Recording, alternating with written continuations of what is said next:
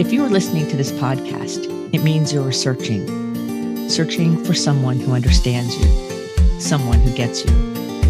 You are yearning to be understood and to belong. Welcome to the Someone Gets Me podcast, where we help smart, talented, and sensitive people navigate an often insensitive world. I am Dianne A, your host. My roles as ambassador, author, speaker, and intuitive mentor for bright and talented people are woven into each episode. I have the experience and knowledge to educate and inspire, as I have been there and I understand your unique intensities, sensitivities, and challenges. Welcome.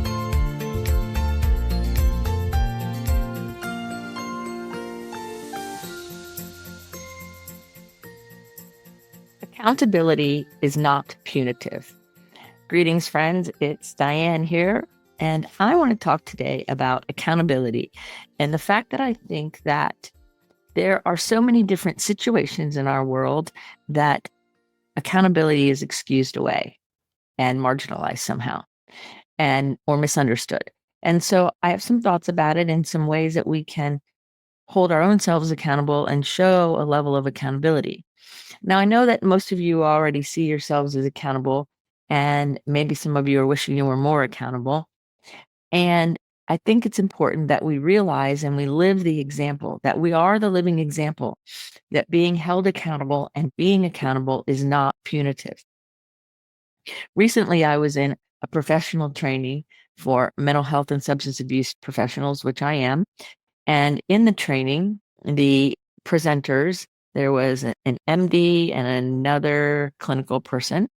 The presenters made the comment repeatedly that accountability is punitive and to never hold any of your patients or accountable for their behavior or what they're doing.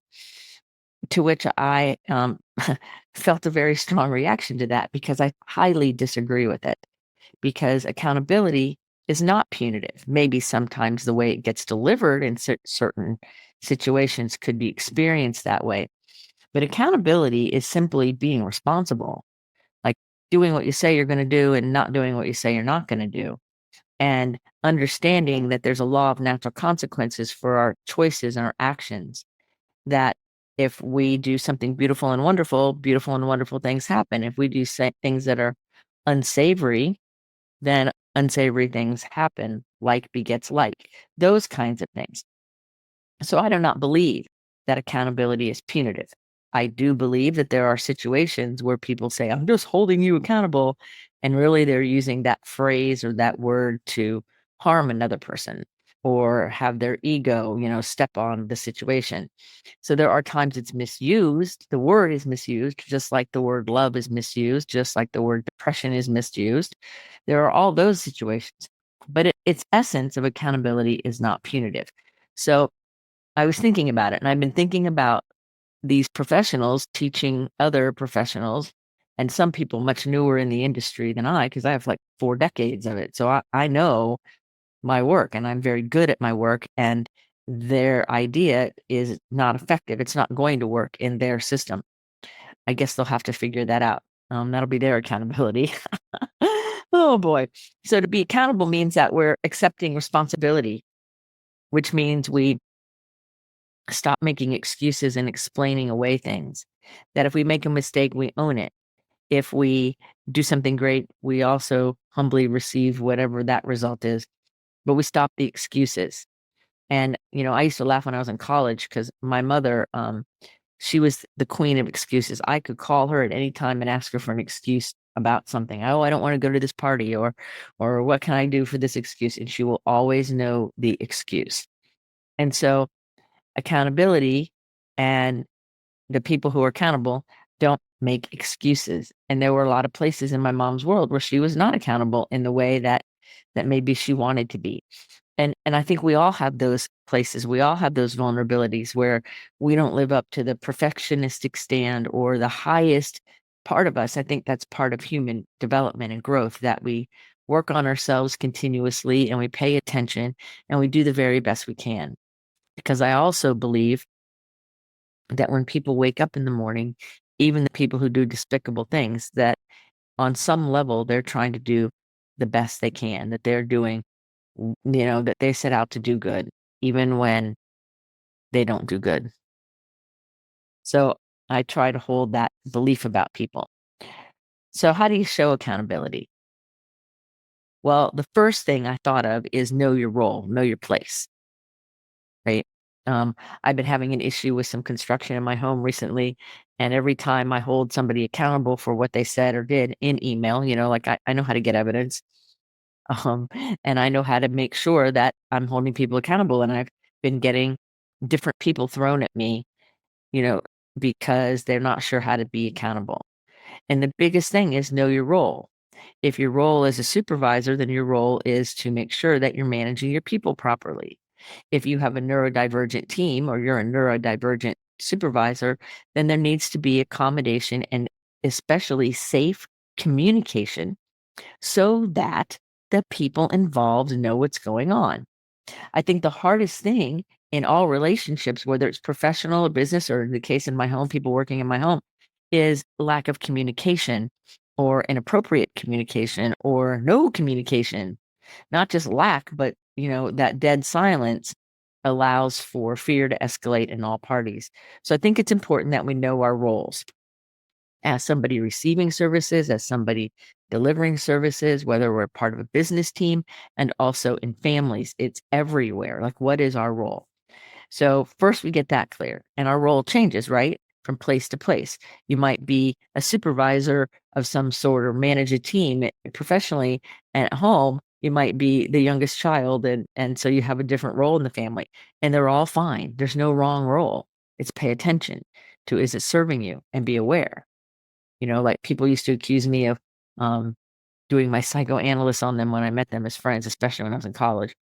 And I'm like, no, I get paid for that. I can't I have friends too? Why do I have to always be distanced from everybody because they think my role is something different than it is? And so it's very curious.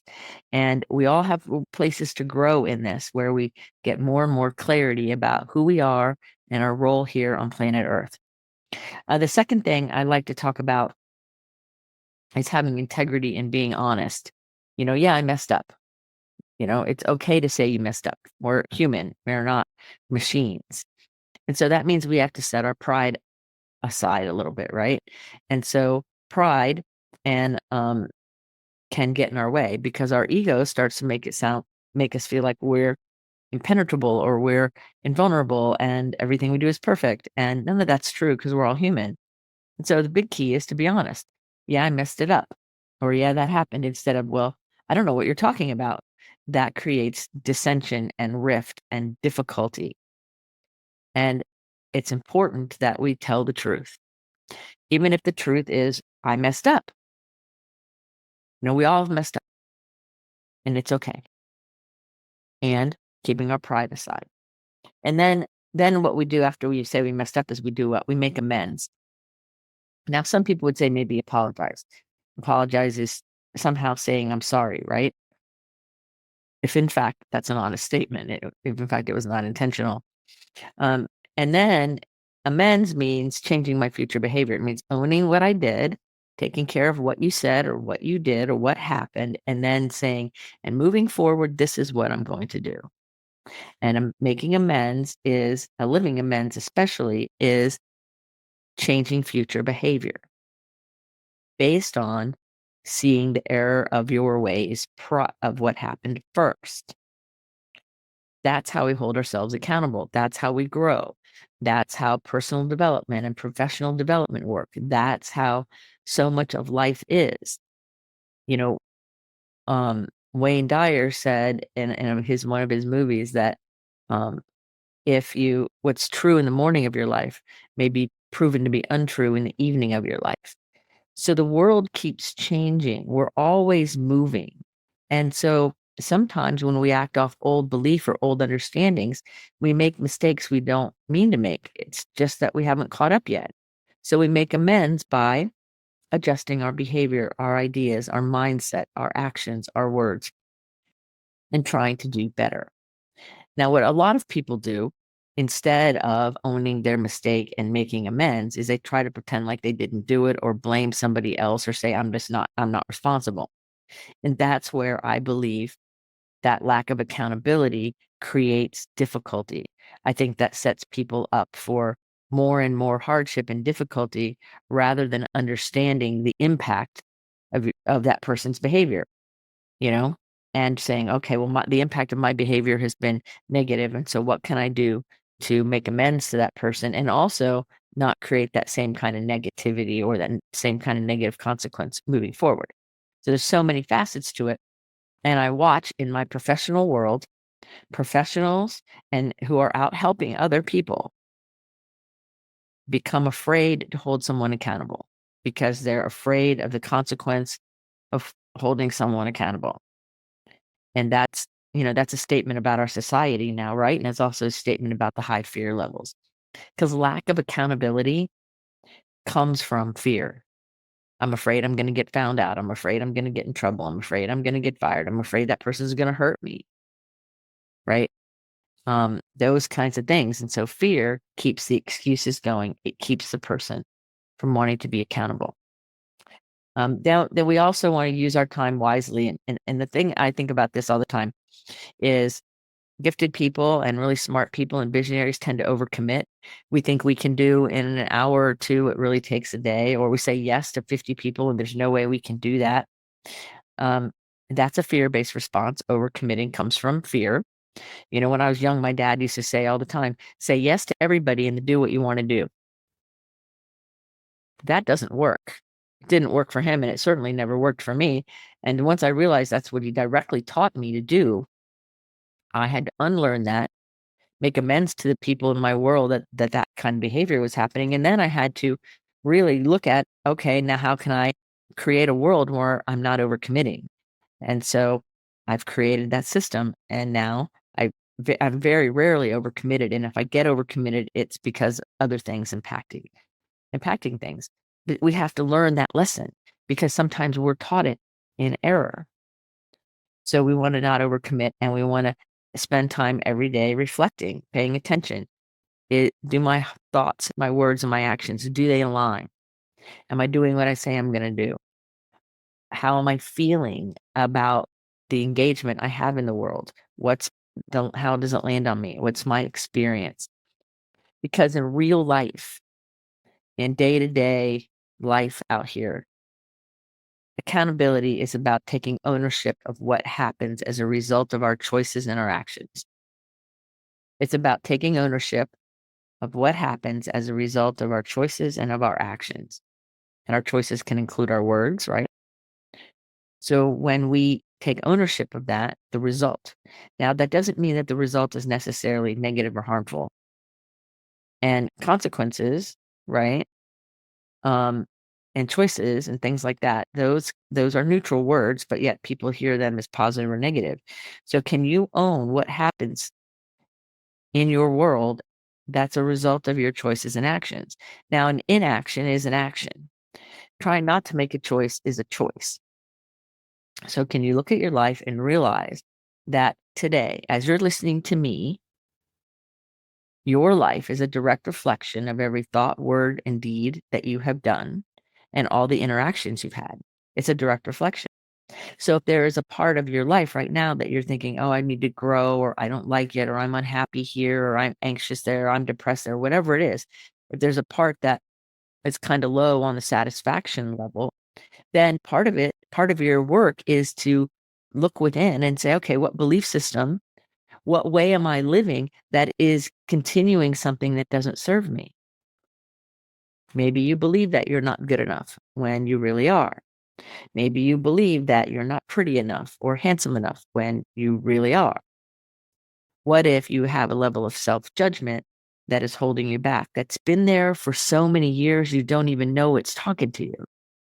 I have two new clients like that where they have all these voices in their head that I keep pointing out, and they're not even aware that that negative self-talk is even happening. So it's important. That's why it's important to have mentors and people in your world to help you see what you cannot see, because we all have blind spots. We all have areas to work on. And our egos and some people don't want us to believe that, but it's true. We all have stuff to work on. I just said this the other day. If we're in a human body, if you can hear my voice, you have something to work on. We all do. And so when we realize that, we let our ego aside. Because I'm an oldest child, and oldest children and only children have the inherent way of I have to do everything perfectly right out of the gate, no learning curve allowed. And none of that's true. That was ingrained in me growing up. And then I remember when I woke up and was like, whoa, hold on, I don't have to do it that way. I can make mistakes and I can still live through them, and I can get muddy and messy because life is mess. It's like finger painting all the time. So what are we doing? Accountability is not punitive. Accountability is giving us feedback, the universal feedback on our thoughts, our words, our actions, and our deeds. So we then get to say, I want to make a change, or I really like this. Because not everything needs change to be changed, right? So accountability serves us a great purpose. It helps us be trustworthy. It helps us be trusted by other people. We can trust ourselves, so we build our own confidence. And we're allowed to be responsible for our action. So when you do really great things, take responsibility. When you mess up, take responsibility. When you decide you're going to hang out and be a couch potato because you're tired, take responsibility. That's totally cool. Allow yourself to be accountable and taking responsibility for your decisions in your life in a loving, compassionate, safe manner. Now, if there's somebody in your world who's not taking responsibility, like in that training, right, where they said accountability was punitive, I think a more effective way to get the point across was if somebody you're working with. So this goes with family, coworkers, board members, if you're somebody who actually sees clients and patients, whatever it is, if what you're doing is not working or the accountability, then change your approach. Change the way you speak, change what you speak, change what you focus on. Because one thing I've known for sure, especially with gifted people, is pushing and nagging and pushing and saying the same thing over and over and pushing does not work. Now, the first rule of assertive speech is continue, say what you need to say over and over till you're heard. This is a bit different. This is if somebody's nagging and trying to push you in a certain way and you either don't want to or you're afraid to, there's going to be a lot of tension and a rift formed. So as the professional, it's important that we avoid doing the same thing over and over, repeating our approach. So if someone's not responding, try something different. Like my flooring thing, I tried having phone calls. That didn't work. Then I tried emails and text messages. That worked a little bit. And then sometimes other things work in order to feel heard and get the job done. So pushing doesn't work, doing the same thing over and over. And then there's how do we hold ourselves accountable, right? Because holding ourselves accountable is not punitive as well. People laugh because this Someone Gets Me podcast is over 5 years old and we haven't missed a week. Even on the weeks where I had surgery, on the weeks where I didn't feel good, on the weeks where I was unmotivated, and on the weeks that I was stellar and on point and flowing like crazy, it still came out. The show still showed up. You still got your episode that you wanted to hear. And so to hold myself accountable and for you to hold yourself accountable, the first thing we want to do is adjust our mindset. So instead of saying, oh my God, I have to record another podcast, it's like, what cool thing can I talk about on my podcast today? You hear the two different mindsets. I could walk around lamenting about doing the very thing I set up to do, right? Or I could be excited about it and allow my excitement and creativity to inspire me for a really cool topic. But we want to hold ourselves accountable by adjusting our mindset. So if your mindset could be the one thing that's holding you back. It could be in your way. It may not be. That's where inner reflection and having a mentor or somebody that's guiding you or walking alongside of you. A person I just met recently who's going to be coming up on the show soon, Craig Mason, he talks about co-pilots. And I like that phrase where, you're just kind of going along with the person. I imagine for all my sailing friends, catamarans where the two hulls are totally independent, but they are connected and they work in tandem. And I think that's what happens when somebody comes alongside of us in our life and comes along and is in tandem with us as we meet our goals and do what we want to do. I have people in my life that do that for me. I think it's true for everybody. So we adjust our mindset. We get more and more clear about our long-term and short-term goals, and we make sure that we are behaving and thinking in accordance with our values. So for some people, it might be taking some time and saying, well, what do I value? What are my values? Like really? And determining if the values your head says they should be and the values that they really are in your heart, and get some alignment, inner alignment.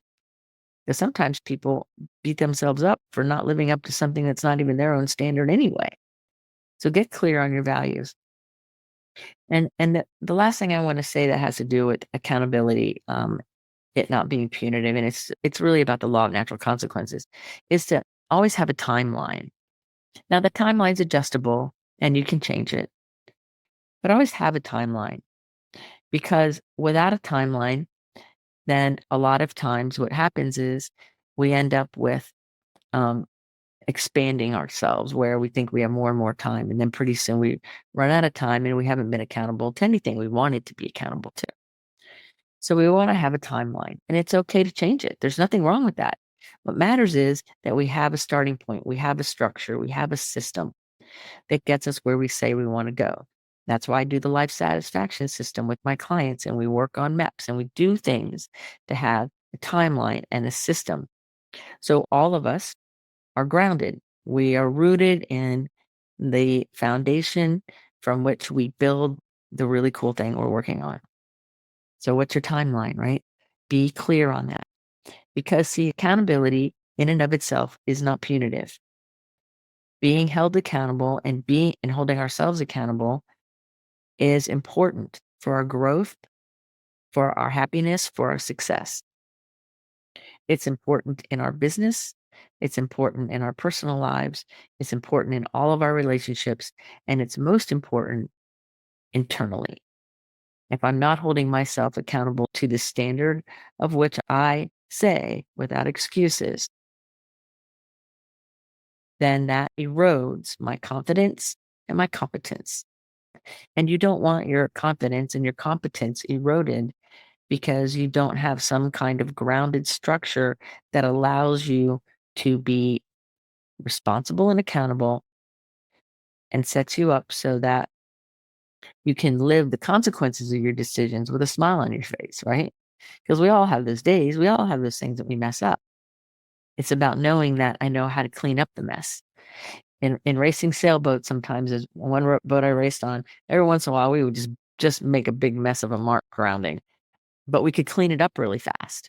So sometimes we made a big mess at rounding the mark to go to the next part in the race, and maybe somebody caught us or passed us or got closer to us or whatever, but we were always able to recover so quickly that often we didn't lose very much time or very much position in that particular race. So it's not always about being perfect. It's about knowing how to, having a strategy to clean up the mess when you make one, because you're going to make them. That's why I think about finger painting. So remember, accountability is not punitive. And I want to thank you for being in my world, for listening this far. And I hope that something I've said has sparked some goodness in you and you awaken to new levels of accountability for yourself, for your team, and for your family. Until the next episode of Someone Gets Me, keep your face to the sun so the shadows fall behind you, because you're a rock star. You're here on purpose with a purpose. So go out there and let your light shine and hold yourself and others in your world accountable in a loving, safe way. Till the next episode, be well. Are you tired of searching for someone to understand you? Join our Facebook group, Someone Gets Me. In this group, you will be able to connect with others who are intense, sensitive, smart, and talented. I share my insights and teachings, and you can connect with others in a real, authentic, safe forum. So join us today. Someone Gets Me.